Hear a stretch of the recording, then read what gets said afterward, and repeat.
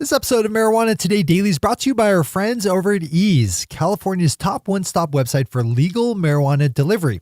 As California continues to roll out their new legal adult use marijuana program, the ever-evolving state of cannabis delivery law is something that Eaze spends a lot of time staying on top of.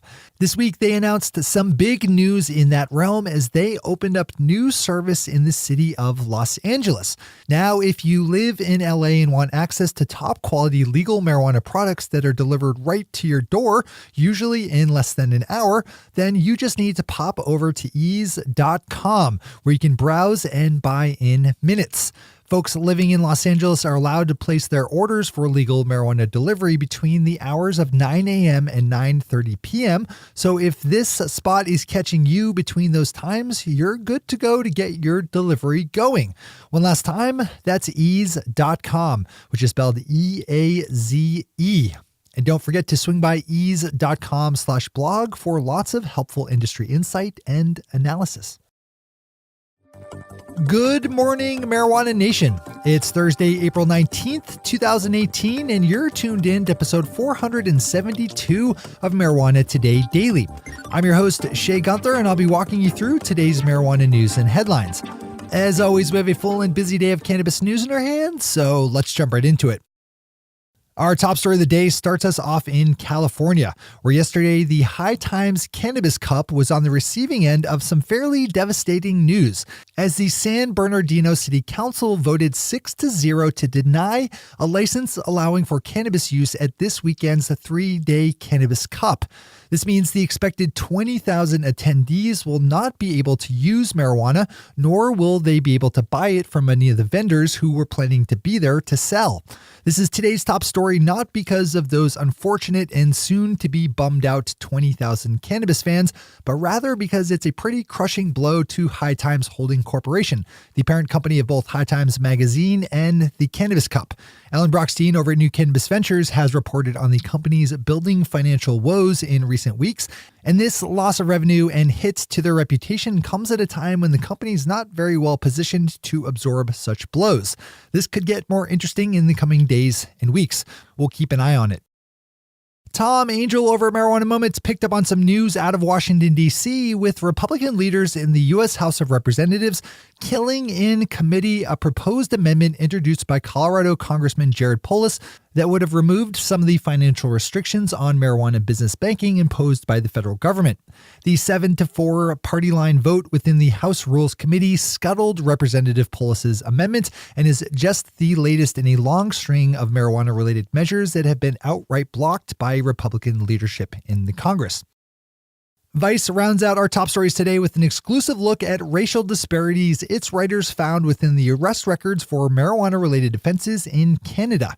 Vice's writers put together an excellent long-form piece that shows that Black and Indigenous people are arrested for marijuana crimes at rates far above their population representation within their communities. This story is worthy of a full dive in, as Vice did a lot of legwork pulling things together, including submitting Freedom of Information requests to 14 different police departments. Just 6 of those had data in a form that was shareable, which Vice used to craft their story.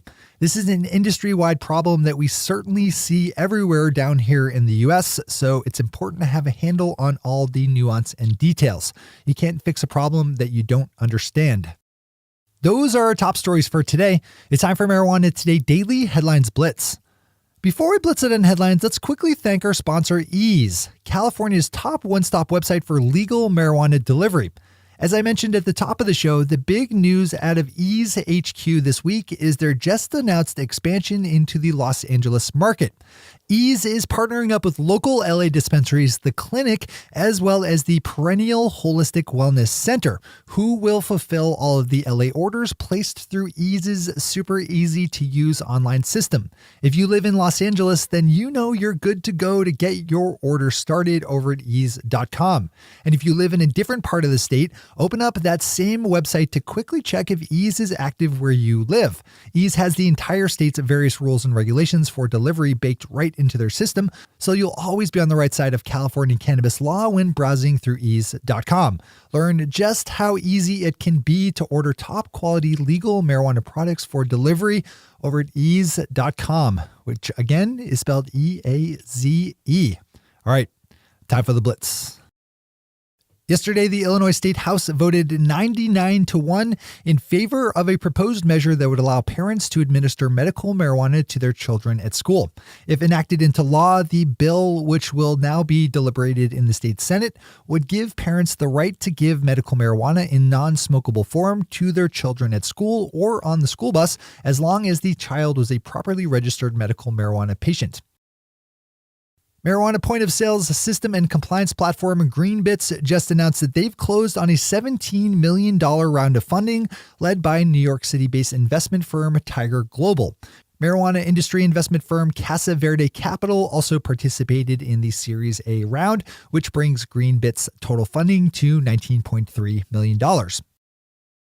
MassLive is reporting that over 800 businesses and people in Massachusetts have started the application process for priority certification in the upcoming round of adult use marijuana business licensing. The Massachusetts Cannabis Control Commission structured their license issuing process to allow for a quasi-fast track for certain kinds of applicants, mainly already existing medical dispensary license holders, as well as economic empowerment applicants, who are folks living in communities that have traditionally borne the worst brunt of the government's war on marijuana. If awarded priority certification, applicants will be able to submit for a marijuana business license earlier than the May and June deadlines and will also get through the evaluation process faster once their application is in. Pop over to MassLive for further breakdown in those application numbers. Willamette Week has a fantastic long-form piece up that should send stabs of fear into the hearts of anyone involved in the Oregon legal marijuana cultivation scene. I'm being a little overly dramatic there, but their story paints a pretty grim picture for cultivators in the state that is offset by crazy low prices enjoyed by consumers, with some Oregon dispensaries selling $4 grams of cannabis. That equates to a $14 eighth for anyone not up on their metric. A glut in the supply market is being blamed, driven by the growing number of licensed cultivators in the state. An instructive one to read on this fine Thursday.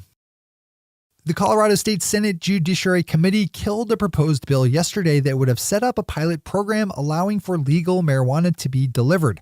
Right now, cannabis delivery is illegal in Colorado, and it looks like it will stay that way, at least for the foreseeable future. Up here in my home state of Maine, the state legislature has sent a bill onto the desk of Governor Paul LePage that would make some pretty big changes to the state's medical marijuana program. I reported on this story before, but the final version of the legislation that passed out of the Maine State Senate yesterday by a vote of 25-10 will do away entirely with the notion of qualifying conditions, would allow caregivers to serve as many patients as they can out of their 30-plant limit, and would allow those caregivers to sell out of storefronts. This is a pretty detail-rich story, so I'd swing over if Maine medical marijuana is on your radar.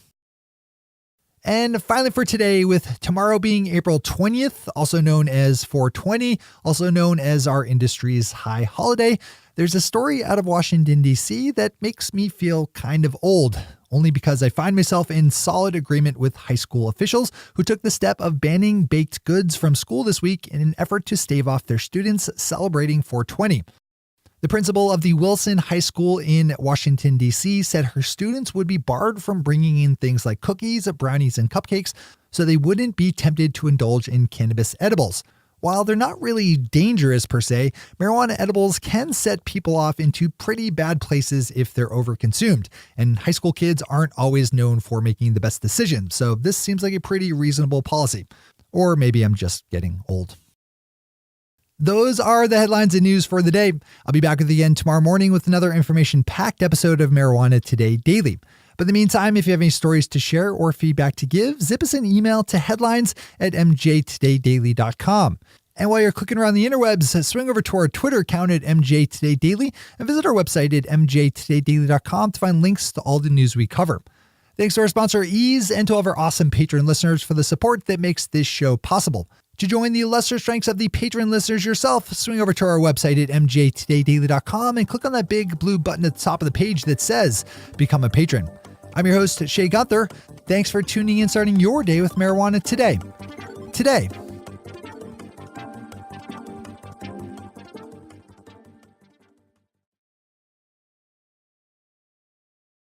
One take, Shay. One take.